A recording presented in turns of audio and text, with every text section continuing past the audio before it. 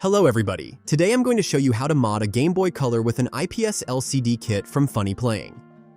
First thing you'll need to do is remove the 6 tri-wing screws from the back and separate the 2 halves. This is such a beautiful shell, but it's not compatible with the larger IPS screen, so I'll keep this shell for another drop-in LCD mod kit. Next, remove the 3 Phillips screws holding the motherboard in place. Pull on the 2 tabs holding the LCD ribbon cable, then carefully remove the ribbon from the board. Be careful not to break the ribbon cable, as it is quite fragile. With that out of the way, let's see what we need for this mod. I've got this FunnyPlaying shell that's specifically cut to fit the larger LCD. It comes with the necessary screws, but I find it's best to use the old original ones, so that's what I'll do. Let's see what else we need. The silicone rubber pads. Excellent quality. Also from FunnyPlaying.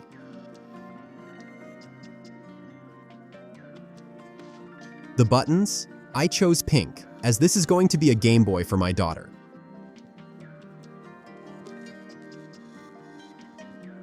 The IPS Q5 LCD and the required parts. It comes with this protective film that should keep off some of the light bleed, or so they say.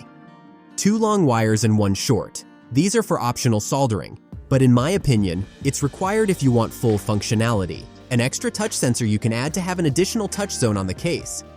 And of course, the IPS XL laminated LCD with white bezel screen glass. First thing to do is remove the ribbon cable, as you'll need to apply the protective film and also do the optional soldering. So let's do that. Apply the protective film on the back. Try to center it as best as you can.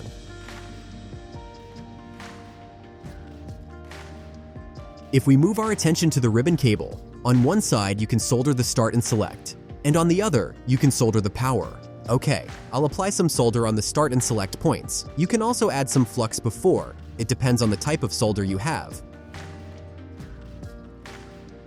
After that, I will solder in the 2 long wires. Pay attention to their direction.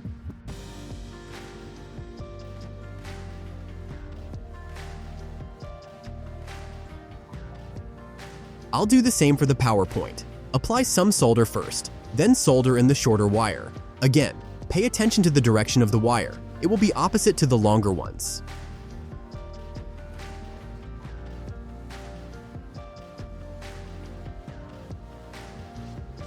You can also apply the smaller protective film on the front bottom of the LCD.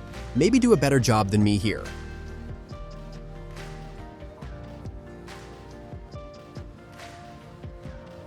Now it's time to insert the LCD into the case. Start by removing the 2 adhesive strips from the left and right.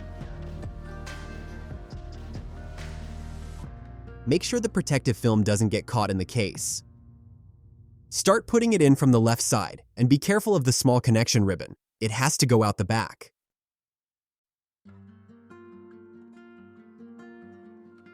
Again, check that the protective film doesn't get caught.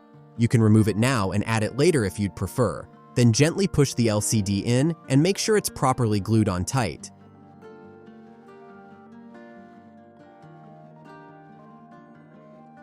It's time to connect the LCD ribbon cable. Align and push the bottom connector. Don't push too hard, or you could damage the LCD, just enough to make the connection. Then, add some Captain tape to keep the ribbon in place. Start adding the buttons. You can't go wrong with that, as they each align with specific notches. After that, add the silicone rubber pads. They also have specific holes that help align and keep them in place.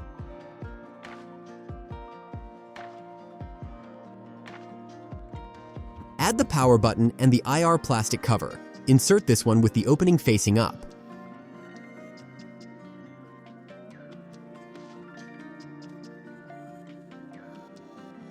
Connect the ribbon cable to the motherboard by pushing it in. Then pull on the 2 side tabs to keep it locked in position. This is sometimes tricky. As you push one in, the other might come out. Try to push both in at the same time as much as possible. Next, place the motherboard in position to start soldering the wires. I find it's much easier to solder start and select to the test points shown on the board. Clean and easy. Apply some solder first, then start soldering in the wires.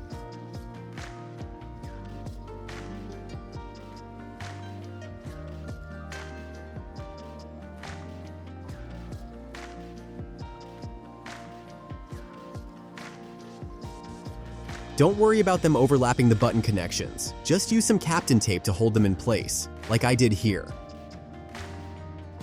Gently put the motherboard back into the shell and take a peek underneath to check if the wires are still in place.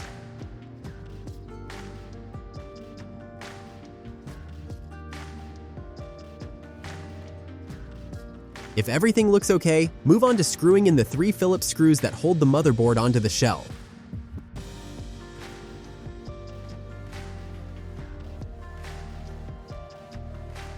Do a quick check on the buttons to see if they feel okay. The ones from FunnyPlaying are of very good quality. Time to place the touch sensor in its position. Some of the newer kits come with adhesive tape. Remove the top layer, place it in position, and if needed, apply some light pressure to properly stick it to the shell like I did.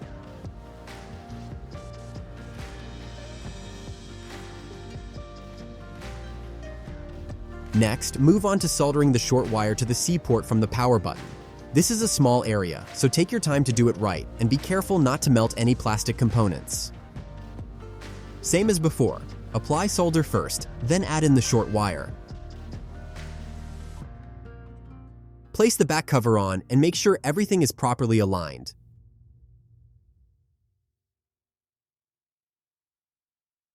Screw in the 6 tri-wing screws that hold the 2 shell halves together.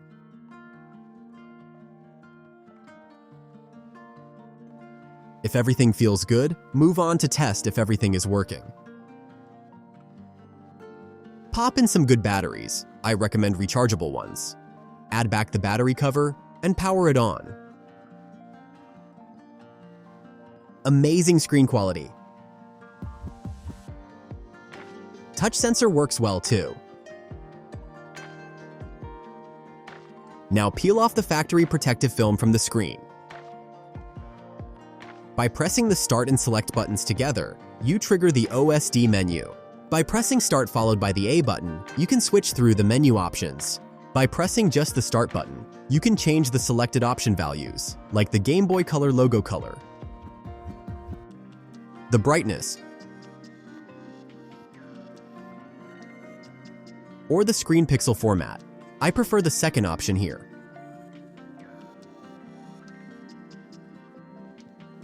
Okay, let's finally see some gameplay. And the screen quality is truly amazing. All the buttons work and feel perfect.